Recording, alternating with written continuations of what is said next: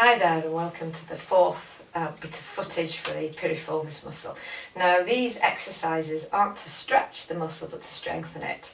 If you decide that that's what's needed for your muscle, because often a tight muscle isn't tight and strong necessarily, it could be tight and weak.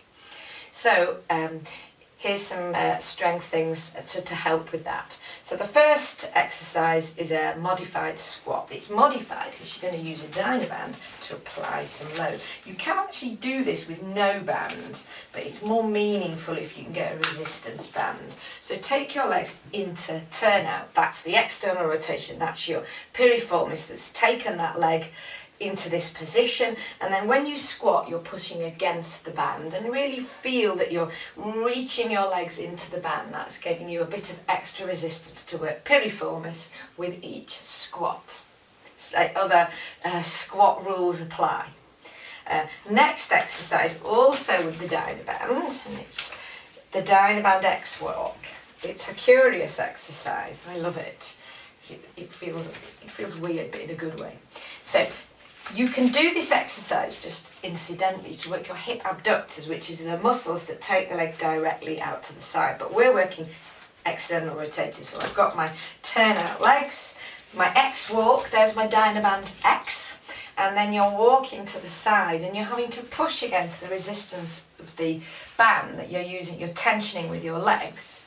And both legs are working in both directions. So you can take bigger steps and you can go for longer, but just for the purposes of this film, I'm being quite limited in my range of movement and the distance that I travel.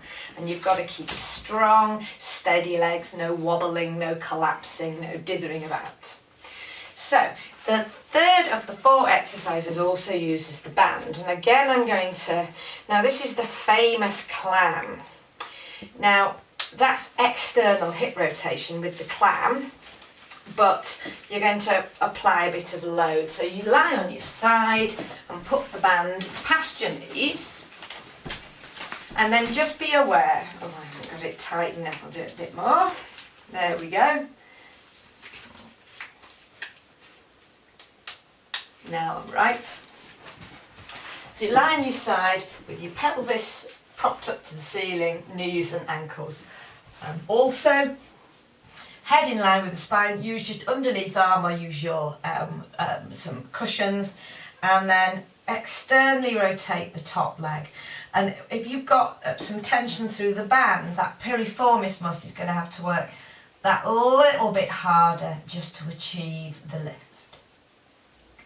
And finally, no band required, you can be in all fours, or you can be in all fours like this, or you can be on your elbows actually. Either will do.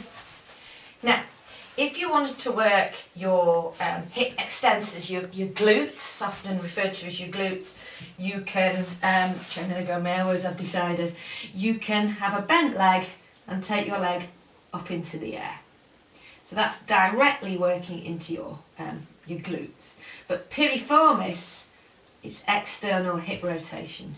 So this is much harder because you've got to stabilise the body. So you're working your core and obviously working your shoulders a little bit, but that will also work piriformis.